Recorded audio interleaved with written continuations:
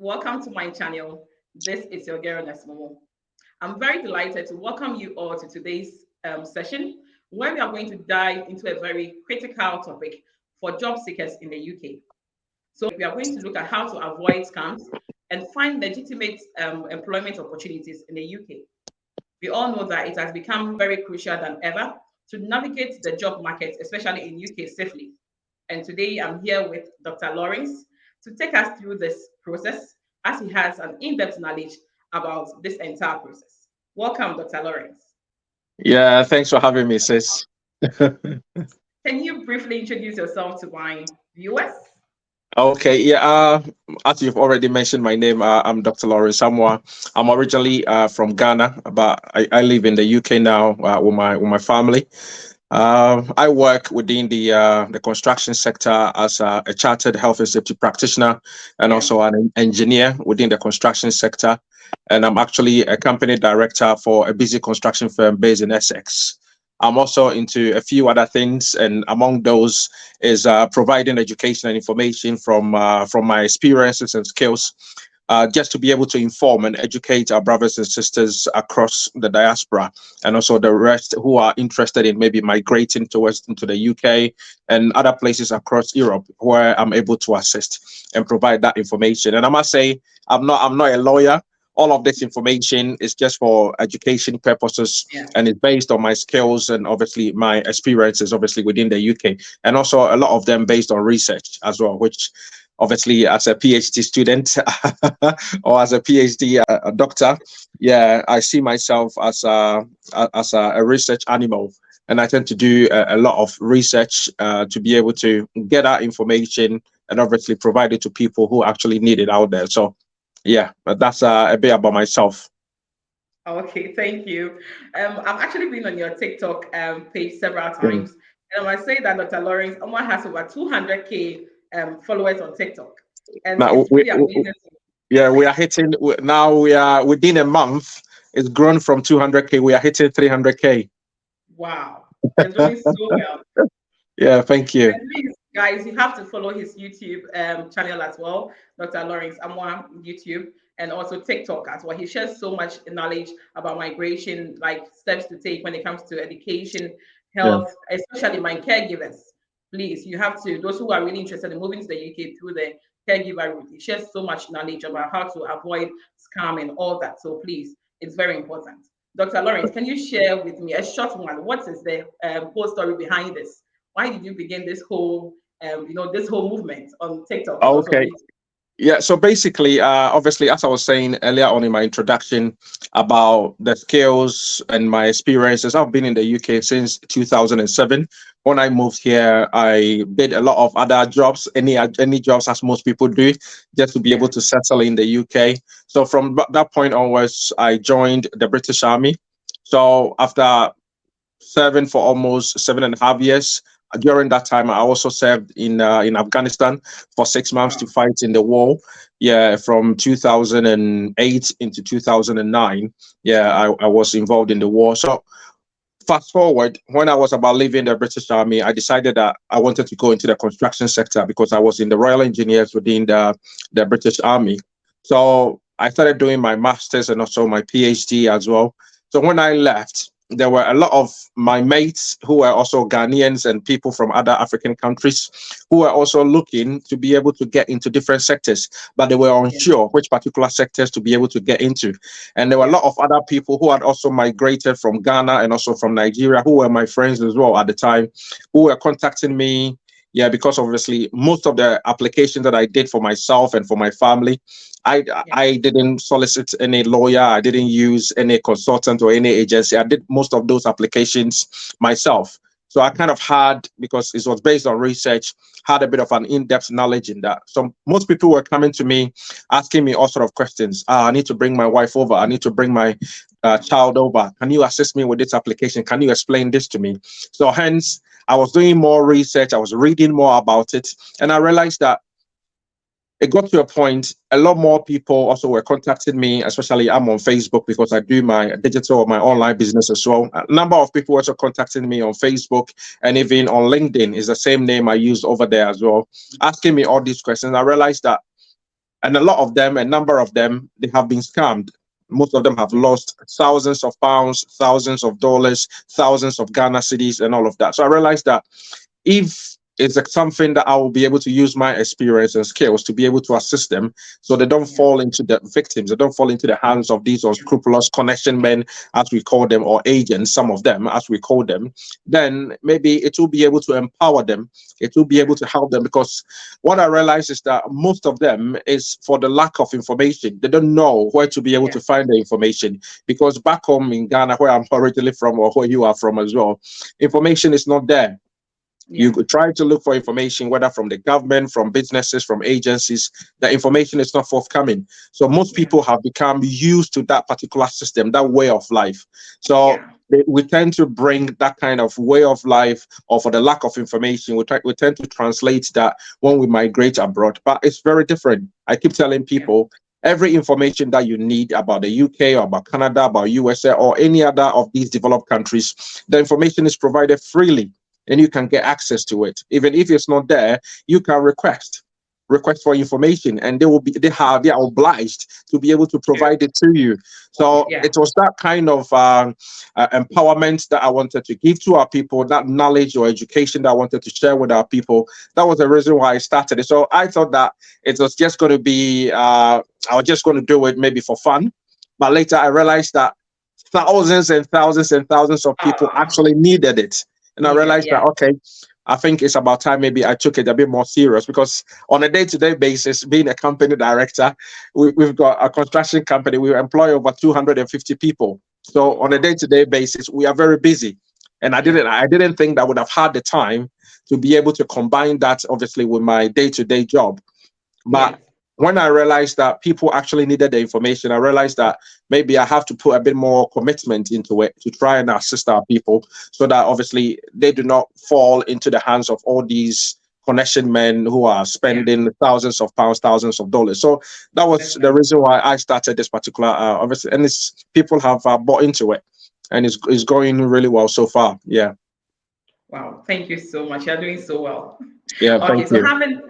having said all of that, what are the Yeah. steps that job seekers can actually take to ensure that they are dealing with a reputable recruitment agency in the UK?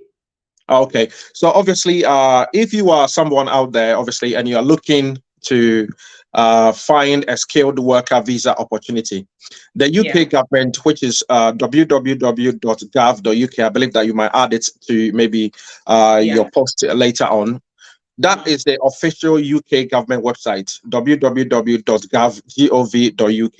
Once you get access, or you get onto that particular website, any kind of information, because at first the UK used to have loads of different websites, about more than 20 different websites for the government, every part or every department within the government.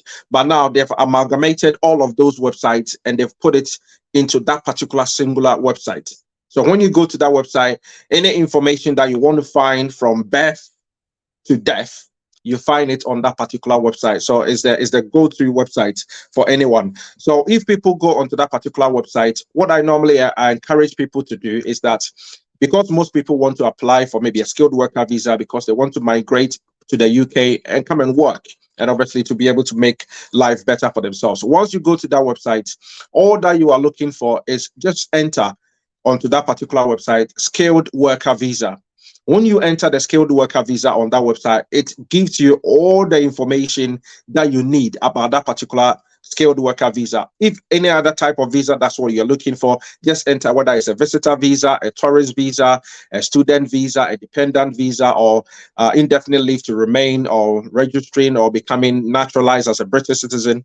You can find every information that you want about any type of visa on that particular website. So once you go there, skilled worker visa, that will give you an overview of how much you're going to pay, obviously, for that particular visa, if you decide that you're going to pay for it, the type of documentation that you need to be able to support your application, what is the processing time or the lead time when you submit an application to the maybe to the UK Home Office, and during the lead time and all of that. So they give you every information, from A to Z on that particular website.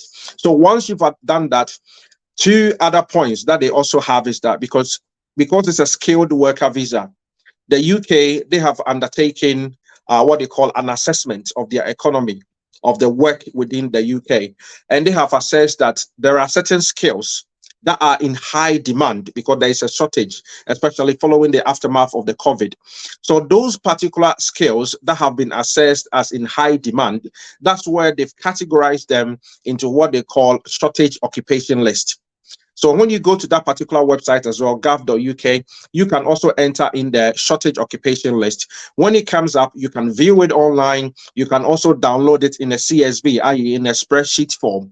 So when you download it, you will be able to check every occupation on there. So let's say if you are a mechanical engineer, you are a structural engineer, if you are a telecommunications engineer, you are a pharmacist, you are a graphic designer, you are recently, they've added a lot of construction jobs, including carpenters, dry liners, plasterers, onto it as well.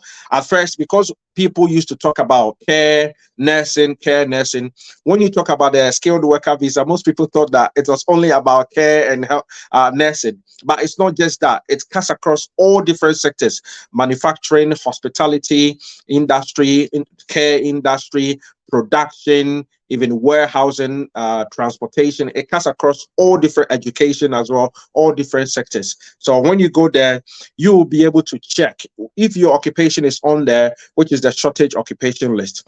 Once you found that shortage occupation list, they have the government, which is the ONS. They have the Office of National Statistics. They've also allocated every occupation a 4-digit code. And that 4-digit code, they call that occupational code. So once you find, let's say, your profession, let's say as a nurse or as an electrical engineer, next to that particular occupation, there will be a 4-digit code. That 4-digit code is very critical because if you later on, you need to go and look for an employer who will be able to sponsor you, you need to give that particular employer that 4-digit code, because that's what they're going to input into the system, and they are going to apply for what we call the certificate of sponsorship, and they will be able to allocate it to you so you can use that and your other supporting documentation to be able to apply for the visa. So that is the part. You've checked that your job or your occupation or your profession qualifies it, and now you know you've been able to identify your occupation code. Then the next step for you to go through is that now that you've identified that you meet the shortage occupation list, now you need to go ahead and go and look for the register of sponsors. On that same website, you can enter register of sponsors. And that register of sponsors, there are over 52,000 different companies in the UK that have been registered or that have been assessed that they have been given or granted a sponsorship license that they can bring people from overseas, or maybe they can help people who are already in the UK to be able to switch the visa types that they're on so that they can get a skilled worker visa. And they can also bring their dependents with them. There are over 52,000 different companies. So when you enter the register of sponsors, you can also view that online as well. And you can also download the format as a CSV or as a spreadsheet, and you can go through all the over 52,000 different companies. So what I normally say to people is that we've heard stories about people paying for certificates of sponsorship, because a number of us, because of the hardships back home, because of the problems, the economic turmoil that we are facing back home, whether in Ghana, whether in any part of Africa or some parts in Asia and all of that, a lot of people are so desperate that they want to leave that particular hardship. So most of the times we are not very patient to be able to go through this particular process that I've actually explained. But most people are so comfortable, maybe if they've got a property somewhere, or they've got land somewhere, they've got a house somewhere, even go into the bank to probably to go and take a loan and go and pay for this certificate of sponsorship. But in the wisdom, obviously, of the UKVI, the UK Visa Immigration, or the Home Office, when they crafted this skilled worker visa, as part of their regulations or as part of the rules, it's not meant to be sold. The certificate of sponsorship is illegal. If you are selling it or you are the person who is buying it, it is illegal. So if somebody comes and sell it to you, or you pay for it, you buy it, and later on you realize that the certificate of sponsorship that they've granted you, you arrive in the UK, but there is no job with it. You cannot prosecute, or you cannot take the case any further. because you've been involved yourself in illegality anyway in the first place. You're not supposed to have paid for it. So that is the particular process. The first thing, if I can summarize that again, you check on the UK government website and you look for shortage occupation list. You check that your occupation is on there. You need the 4-digit number occupation code. Once you've done that, then you go ahead to go and look for the register of sponsors. That's where you go and look for companies who have been assessed that they have the license, who will be able to sponsor you to get the job, come to the UK, and also be able to do the work. Once you find any of those companies, then on that particular list, what I normally advise people to do is you copy the name of the company, then you put it into any search engine. Whether you use Google, whether you use Bing or Internet Explorer, just put it in there. Then you just click on your search button. The name of the company is going to come up most of the time, maybe the first or the second one. Then you just go onto the website, check if they've got any vacancies.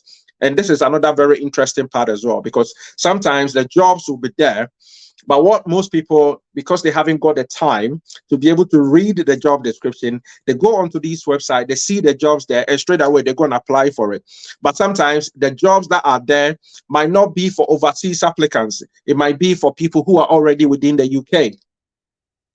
Because if you are overseas, if you are in Ghana, you are in Nigeria, or any parts of Africa, or maybe Asia, what you want, because you want a skilled worker visa, you need a job that comes with overseas sponsorship or visa sponsorship for overseas applicants. If in the job description it has been listed that it is for people who are overseas, then you qualify, you meet the requirements. It's just a matter of maybe putting together your certificates, drafting your CV so it matches the job description. Yeah, then you will be able to apply for it. If only you've got all the basic requirements, then you'll be able to apply for that job. But most people, they see the job on Indeed, they see it on Total Jobs, straight away they just submit a CV without actually reading the final details. And most people become frustrated because they come to you and all they are telling you that I've applied for hundreds of jobs, all I'm getting is you have been unsuccessful, you've been unsuccessful. It's like, did you read the final detail? The job you applied for, was it for overseas applicants or was it for people within the UK? And they'll tell you, I didn't read that, but next time you have to read it and make sure that obviously it's for people who are overseas and not people who are already within the UK. Yeah, thank you so much. That was so informative. When it comes to red flags, what are some of the signs that job seekers can note that this job opportunity is like a scam? Yeah, so with the red flag, sometimes when you go to, because you've got there were different websites. Like for the UK, for instance, the UK has got its own official government website. Yeah. So for instance, if you go to www.findajob.dwp.gov.uk, that is the official UK government website. So you also get other third parties, companies who are also advertising, obviously, on those particular websites as well. So sometimes if you click on a link or you click on a job, it will take you to the company that is advertising on that particular UK government website to take you to their website.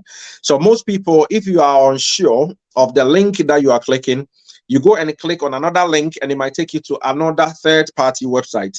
And that's where the issue is. So what I normally say to people is that the first thing, if you are submitting any job application and in the first instance, somebody is asking you to pay money for them to review your certificates, to review your CV, to review your application, or to do or to put you forward for an interview, straight away, it should tell you that that is the first red flag. That is a scam.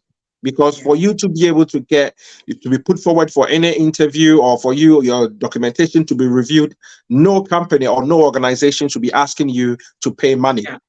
Unless you have decided that you want to use an agency or you want to use a consultant or you use a lawyer. In that case, they are going to charge you for their services. But if you are making an application yourself, the first thing is that if anybody is asking you to pay any money, then make sure that obviously that is definitely a first red flag and that is a scam. And secondly, as well, some people also, when they see a job, maybe on a third-party website, on Indeed, or maybe Total Job, CV Library, or maybe UKTSsponsors.co.uk, loads of other jobs, and they apply for that particular job, what they normally get is that it might take them to a third-party website, but you will see that the automated response, the email that you're going to get from the application, from the job application that you submitted, You need to Yeah. take a very close look at that particular. So let's say you are applying for a job to, let's say, Dr. Lawrenceamoah's company. So if Yeah. we're applying for a job to my company, when the email has got different parts. So you look at, let's say, the first part of the interview, that should be your username. Then you come to the @ then the next part after the @ it should be either the organization name, Yeah. or it might be the mail server. So if it is, let's say, Hotmail or Gmail or Yahoo, that is the mail server. Or it might be the Yeah. name of, if it's an organization you're applying to, it should be the organization name. Then you get the domain at the last point, which is Yeah. .com or .net or .co.uk or .org. So you should take good note of that. So let's say you've applied to Dr. Lawrenceamoah's company, that is an organization. So Yeah. where you find the mail server, that should be the name of that particular organization. Yeah. So let's say if you get an email response, you apply for a job and you get an automated response, and the response is coming from a Gmail or a Yeah. Hotmail or a Yahoo email, then you should know that that is not an organization. No organization Yeah. will use a Gmail or a Hotmail. So Yeah. which means that somebody sitting somewhere has managed to be able to divert the traffic from that particular website onto their own personal Own websites. personal And they have website. obviously responded to your Yeah. email. So the moment you respond to that email, they might probably ask you to send in your passport and other personal details, which obviously goes against the GDPR, your general data protection. Yeah. And once they Yeah. get access to these very sensitive information, then they can do whatever they want to do with it. Yeah. Thank And you for also mentioning they that. might exactly they might be coming Yeah. back and asking you to pay loads of money and all of that. Some people, Yeah. their details are blackmail, they get their details, and some of them, especially those in the UK, already in the UK, some companies are using their personal details to be able to apply for credit cards and etc. in their name. So, Wow. which is very bad. So, people should be very careful, obviously, when they Yeah. are applying for jobs on some of these websites. So, those are some of the, I think, the red flags that are normally first thing, don't pay any money for you to be put forward. And also look at and sometimes too, maybe the email might come through and it might be an organization email. But if you Yeah. look at the body and the structure of the email, maybe it's probably full of spelling, typographical mistakes, grammatical Yeah. mistakes, and all of that. Then you sit down and you ask yourself, if it is actually from a company Company. that is recruiting, why is it that they've got so many spelling mistakes or grammatical errors Yeah. in there?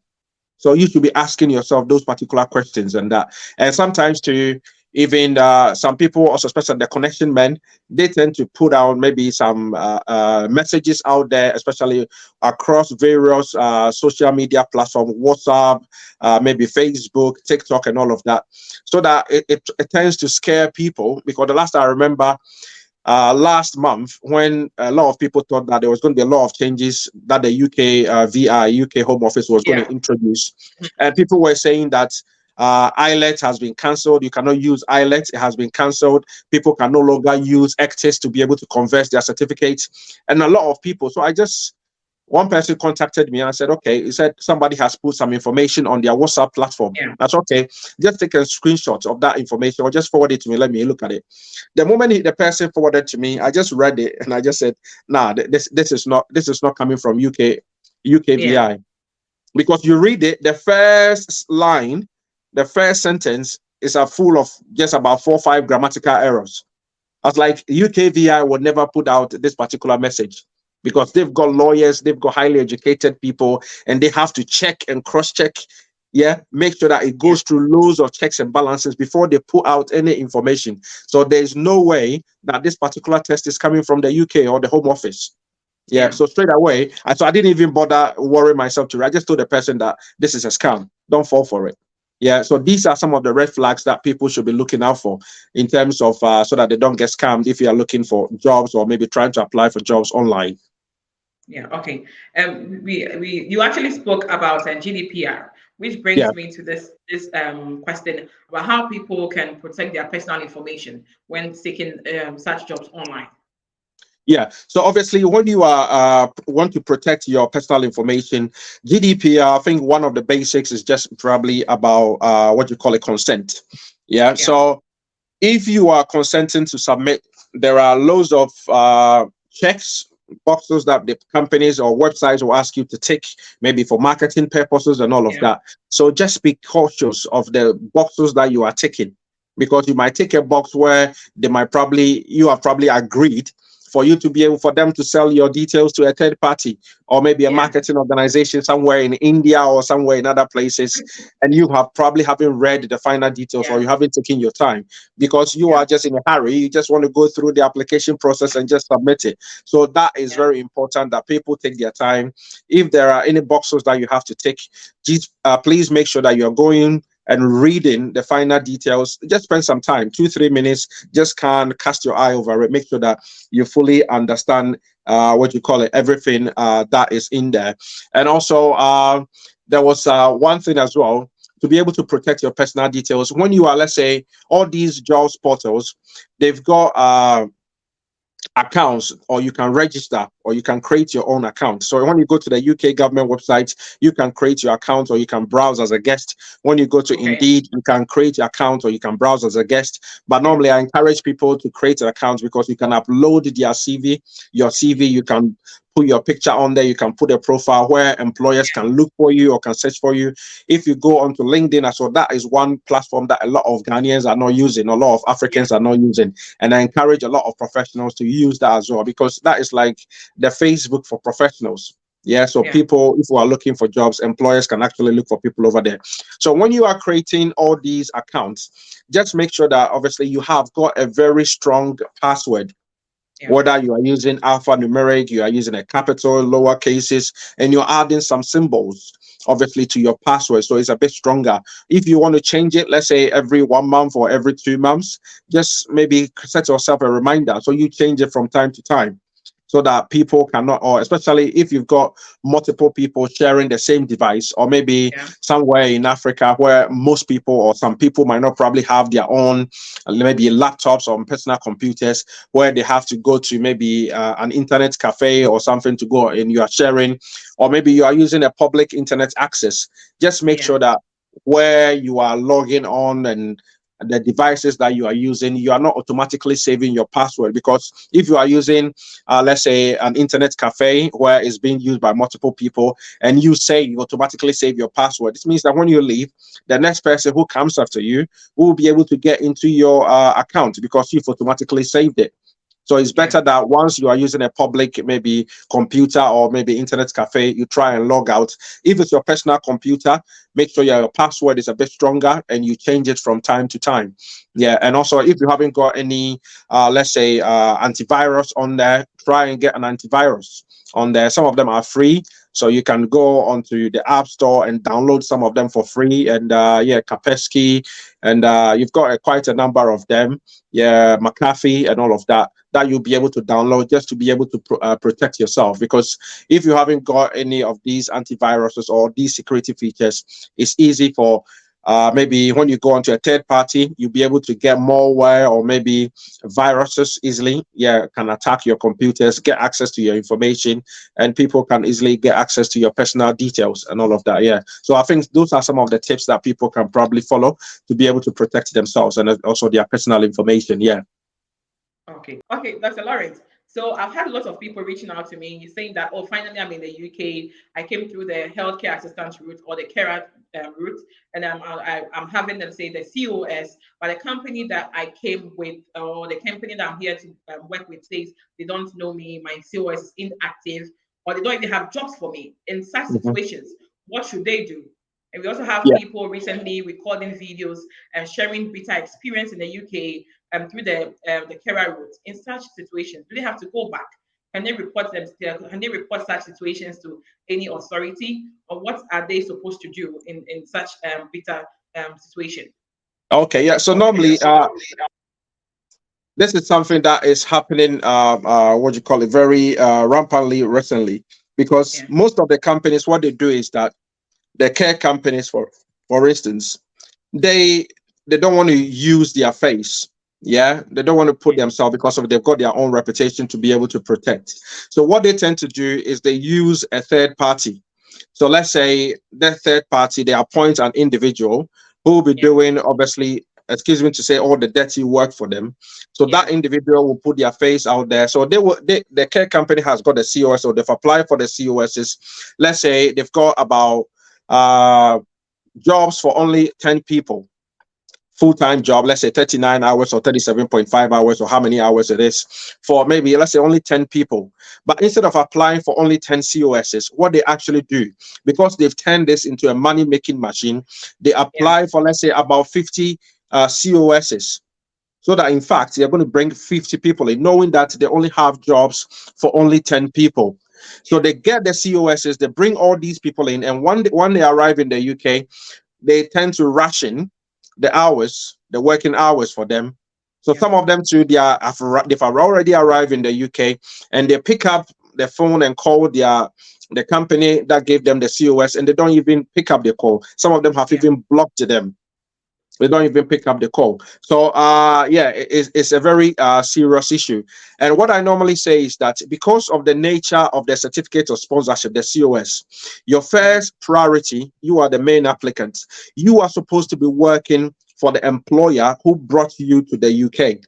Yeah.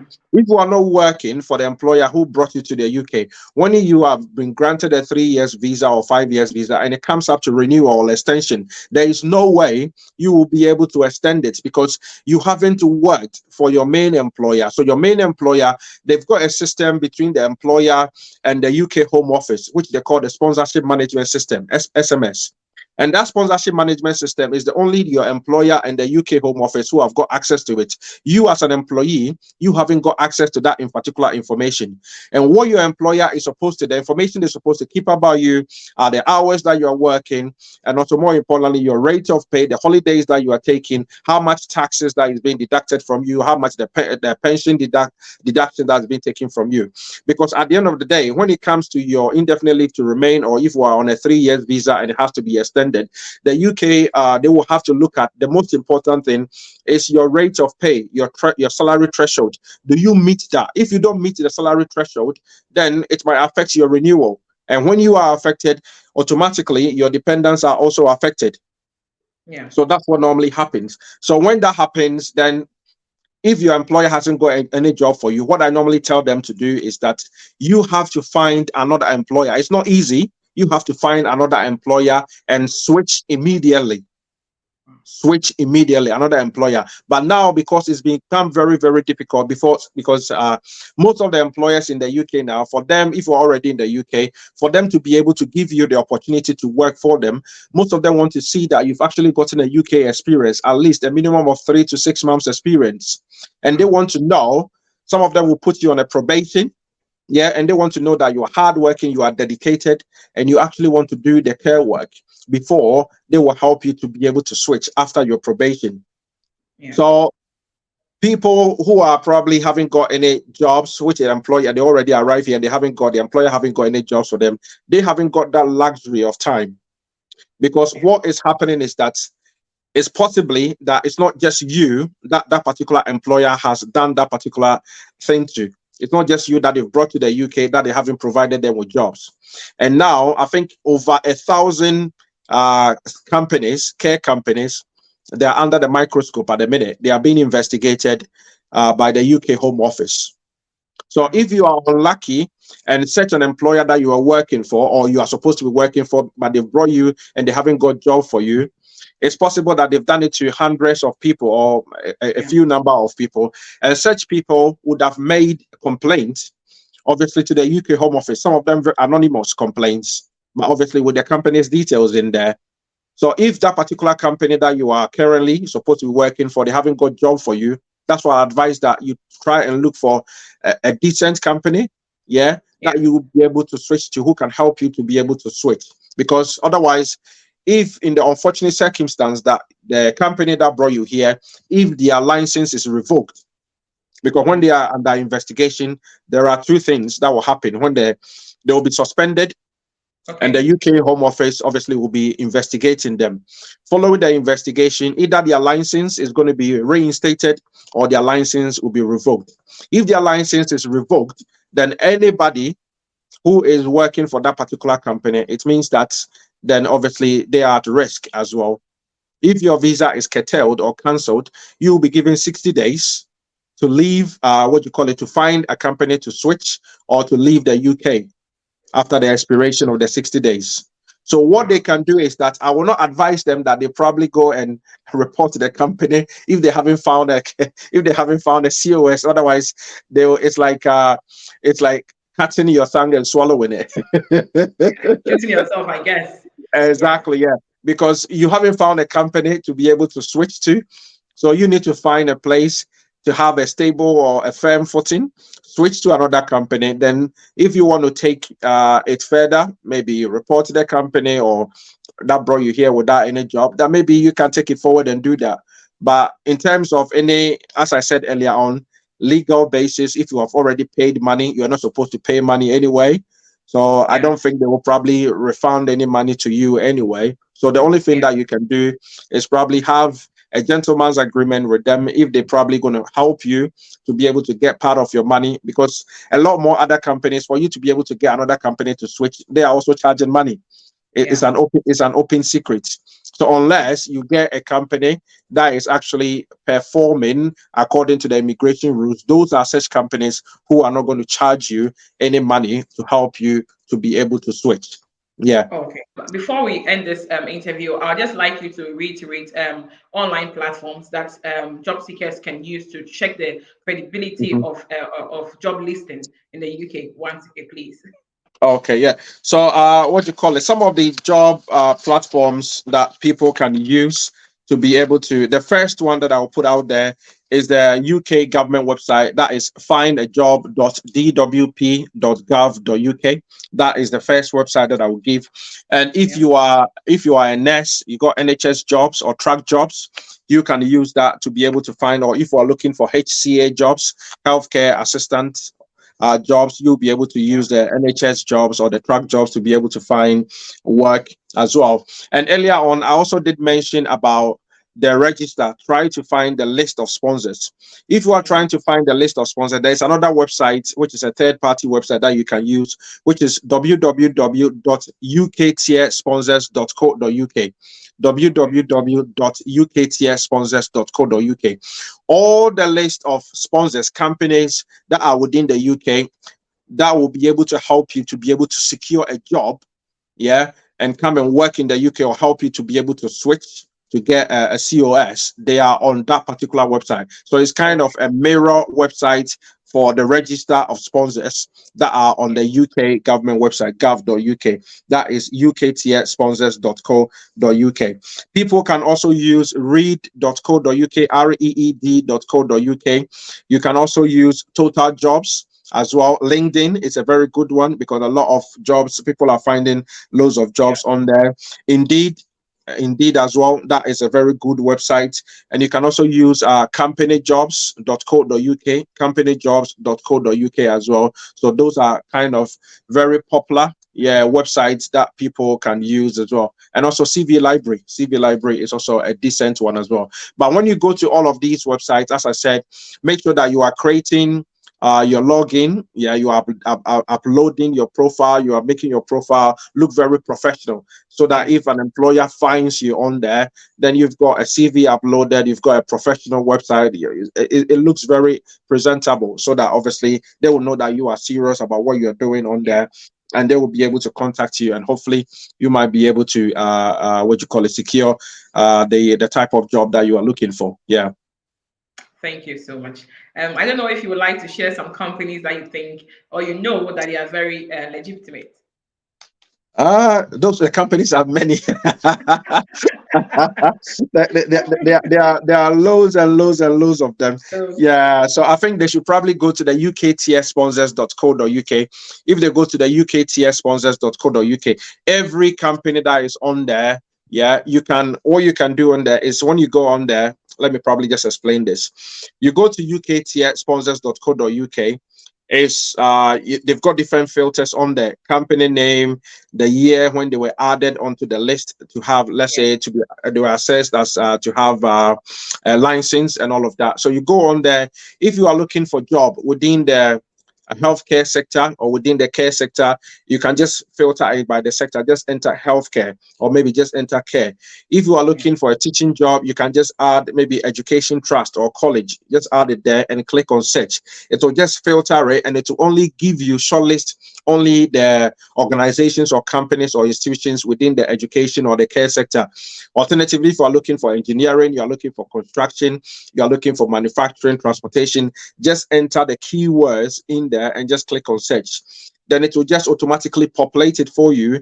Then you can pick the company one after the other, go to their website and also go and check their website if they've got jobs for overseas applicants, and if that's what you're looking for, it meets your requirements and you've got all the certification, then obviously you will be able to apply for it.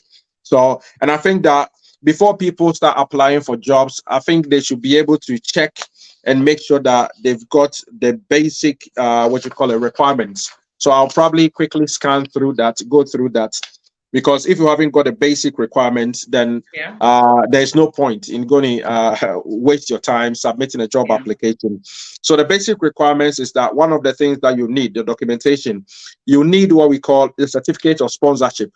So the certificate of sponsorship reference number, that is the number that the employer in the UK that is looking to give you that certificate of sponsorship, they would have applied for the license. It means that they are certified to employ you, bring you from overseas into the UK to come and work. So on that particular license, they will have a reference number. You need that. And that reference number will be entered onto the certificate of sponsorship that they will give you. Yeah, so that, and also you need the proof of your knowledge of English. So yeah, which is IELTS. Everyone knows that. So IELTS, either you're going to do the UKVI academic or you're going to do the UKVI general, depending on which type of job or work that you are going to be applying for. Obviously, you need a valid passport. It will surprise you that some people came on my platform and you asking me a question. The first question I asked him, have you got a passport? He said, no. That's like, so why are you here? Why are you asking me this question? You're not even ready. Go and get a passport first. So obviously a passport is very important. And also an occupation code. That's the one I explained earlier. You need to check the UK government website. Make sure that the job that you are seeking to apply is part of the shortage occupation list and you know the occupation code. And the last but not the least is the certificate of sponsorship, which means that the employer in the UK has issued that to you.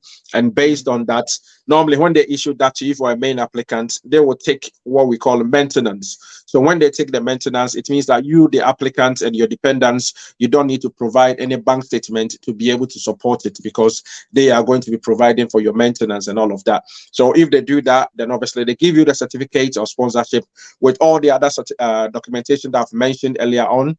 You attach it with your passport and everything. Obviously, you need your tuberculosis. Yeah, you need to go and do that. If you are coming to work with vulnerable people and all of that, then you need your DBS and all of that, checks, your police reports and all of that. Then you're added to it. Then obviously you go and submit your application, do your biometrics, and hopefully within a couple of days or so, depending on which type of visa you have applied for, then you either get a decision whether you've been refused or it has been granted or approved to you. Yeah. Wow. Thank you so much, Dr. Lawrence. I know you've said everything. Any advice? I think the advice that I would give is people should be very cautious and we shouldn't be so desperate. I know things are hard back home. Yeah, things are hard back home. We shouldn't be so desperate because out of desperation, we might end up falling into the hands of unscrupulous people. And we should stop paying money.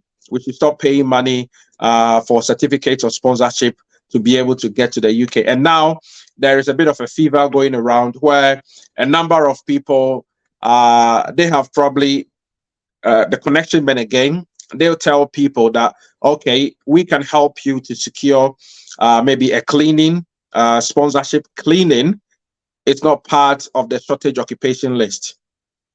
Cleaning is not part of it. All that they are doing is that they are going to help you to secure a visit visa. And we all know that in the UK, you cannot work with a visit visa because they already have a contract, a cleaning contract. So they will help you to secure a visit visa. They will bring you over and they'll put you straight into the job. And let's say after a year or two, if you are unlucky and that particular company, they lose what do you call it, their contract that they brought you here to come and do, because it's their own contract, so they're not going to check your legal status. Yeah. Yeah, and they'll just put it straight. But if they lose their contract, that company that they're probably taking over the new contract, they are going to check your immigration status, Yeah. because now they don't want to be fined. Let me probably mention this as well, because now the fine for any company that was employing illegal immigrants was 15,000 to 20,000 pound fine plus prosecution. But now those fines have been tripled. So if any Wow. company, yeah, has been found that they are employing any person who is illegal, then now they could be fined between £45,000 to £60,000 per person. So not a lot of companies have got that money sitting somewhere in the Money. bank, and they Yeah. want to take that particular risk. And from next month onwards, yeah, this is probably the last point. From next month onwards, about 2 days ago, there has been a bit of an update. The UK visa application fees are going up. UK visa application fees are going up from the 4th of October 2023, next month. So Yeah. if you are someone out here and you know that you want to submit a visa application for any type of visa, they are going up by 15% or by 20%. So it's quite significant increases. So if Yeah. you've got any visa application that you want to put in, this is the time that you have to do it. Put it in straight away. Otherwise, from the 4th of October next month, you are going to be hit by the increment, which is about 15 to 20%, depending on the type of visa that you are going to be applying for. Okay. Thank you so much, Dr. Lawrence. Guys, you've all heard it. This man is loaded. Yeah, he's got everything. Remember to follow Thank him you. on TikTok, Dr. Lawrence Amwa, and please on YouTube as well. I'm trying to put him back on YouTube because I know he's very addicted to TikTok now. But please remember Yeah. to follow him on YouTube as well. Thank you guys so much. Remember to share this video. Remember to put it out there for everyone to have access to it. This is so much knowledge that everybody has to know and also benefit from. Remember to like this video. Remember to subscribe to my YouTube as well if you haven't done that. I hope to bring Dr. Lawrence Amoah once again for a different mission, which I'm very hopeful. Yeah, And please remember definitely. to also drop a comment. If you have any question, just join Dr. Lawrence Amoah on TikTok. He does a lot of live sessions. He will definitely approach your question and also help you in any other way that he can. Thank you so much, sir. I'm really privileged to have you here. Yeah, thank you, Sid. Thanks for having me as well. I'm grateful. Okay, guys. See you all soon on my next video. Bye. Okay, bye. Bye, everyone.